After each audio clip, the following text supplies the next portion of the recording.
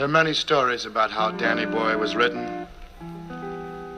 Maybe when you hear the words, you feel it's the love of a mother for her son. Let's face it, what a precious love. Maybe when you hear the words, you feel it's the love of a wife or a sweetheart for her very, very special guy. Again, a fantastic love. When I sing Danny Boy, I sing about a love so very rarely shown, and it's a shame. But in the 21 years that I've been on a nightclub floor, I've never been ashamed to say I'm a millionaire when it comes to knowing the type of love about which I speak. And that's the love of a father for his son. When I was a young guy, and very, very good, which wasn't very often, I got to stay up late and wait for my father to come home. And the biggest thrill to me was when my dad would walk into the room and I'd say, "Hey, Dad, tell me the story about how Danny Boy was written." Maybe that's why this song is so precious to me, because I'll never forget him pulling up a chair next to the bed and saying, "Son, this is the true story how Danny Boy was written." Who knows? But this is my father's story. Back in the time when Ireland was fighting for its freedom from England, there was a family called the Shane O'Neill family who had 5 sons. 4 had gone to war and 4 had been brought back, and they were buried on the hillside right near the house.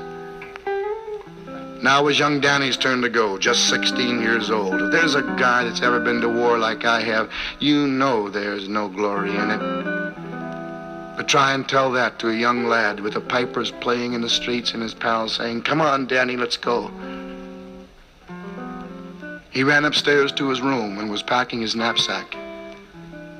And his mother quietly followed him up the stairs, took the key out of the door, and put it in her apron.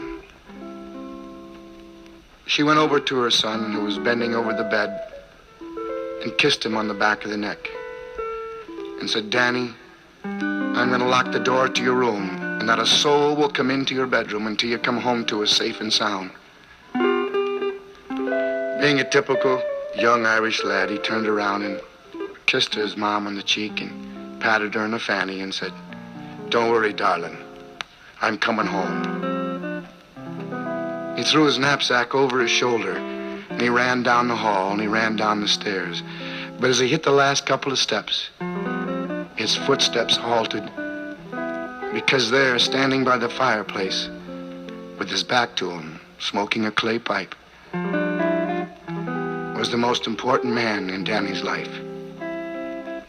His dad. Not his old man like a lot of kids want to call their parents today, but his dad. His dad took a long puff off that pipe, broke it in the fireplace, because in Ireland, that means luck.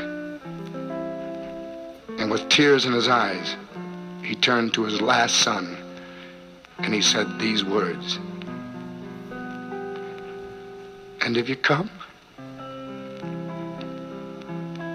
when all the pipes are falling, and I am dead, as dead I well may be, just find the spot where I am lying, and kneel at, kneel and say an Ave for me, and I will feel your soft tread there above me, and my grave will warmer, sweeter be. Just bend and tell me that you love me, and I will sleep in peace till you come